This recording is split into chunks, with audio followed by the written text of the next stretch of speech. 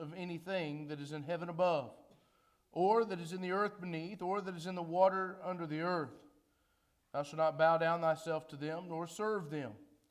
For I, the Lord thy God, am a jealous God, visiting the iniquity of the fathers upon the children unto the third and fourth generation of them that hate me, and showing mercy unto the thousands of them that love me and keep my commandments.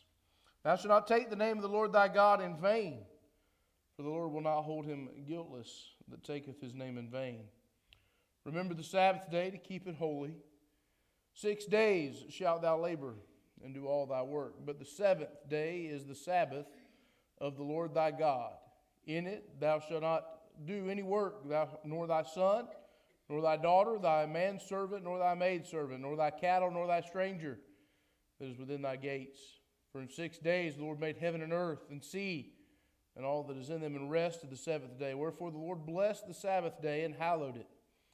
Honor thy father and thy mother, that thy days may be long upon the land which the Lord thy God giveth thee. Thou shalt not kill. Thou shalt not commit adultery. Thou shalt not steal. Thou shalt not bear false witness against thy neighbor. Thou shalt not covet thy neighbor's house. Thou shalt not covet thy neighbor's wife, nor his manservant, his maidservant, nor his ox, nor his ass, nor anything that is thy neighbor's.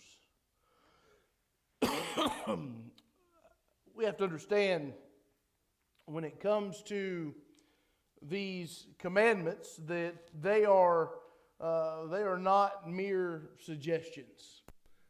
These are not God saying, I would suggest that you have no other gods before me, and I would suggest that you not steal or kill or covet.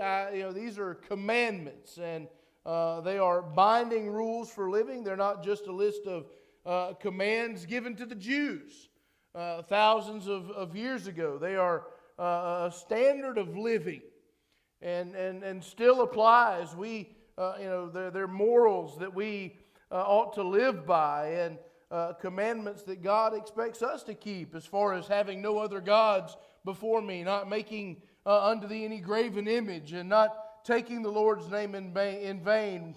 All of these are things that we ought to still make sure that we hold true and practice. And just a few observations before we really get into. I want to focus just on the very first commandment tonight. But before we do that, I want to just share with you some things about the Ten Commandments and the law of God. And some of it may sound repetitive from what you've heard in the morning messages as we've been going through Hebrews and talking about the Old Covenant and the law. But understand that keeping the Ten Commandments cannot save anybody.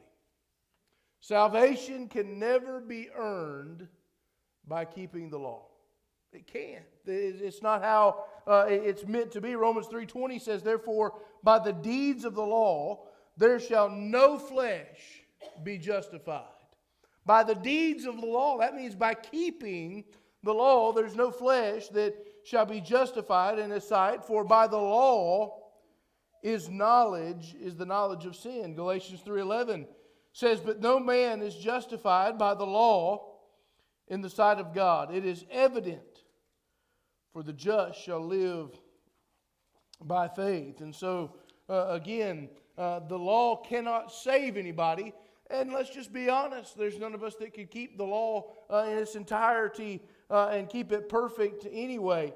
As I mentioned this morning, even if we violate one, just one, that's all it takes, then James 2:10 tells us that we're guilty of all. And so salvation does not come by keeping the law, but by believing the gospel of Jesus Christ. Galatians 2:16 says, knowing that a man is not justified by the works of the law, but by the faith of Jesus Christ, even we have believed in Jesus Christ, that we might be justified by the faith of Christ, and not by the works of the law. For by the works of the law shall no flesh be justified.